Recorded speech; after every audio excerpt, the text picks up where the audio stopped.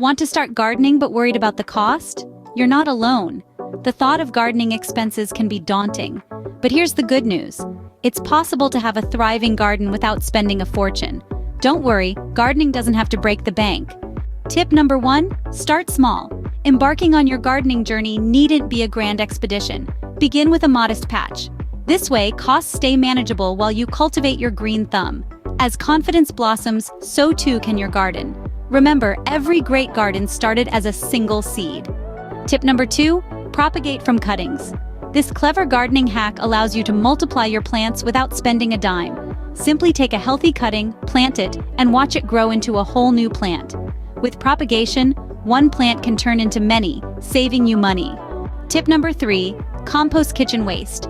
Transform your leftover veggie peels, coffee grounds, and eggshells into nutrient-rich compost. This eco-friendly practice not only reduces waste, but also enriches your soil, all without spending a dime.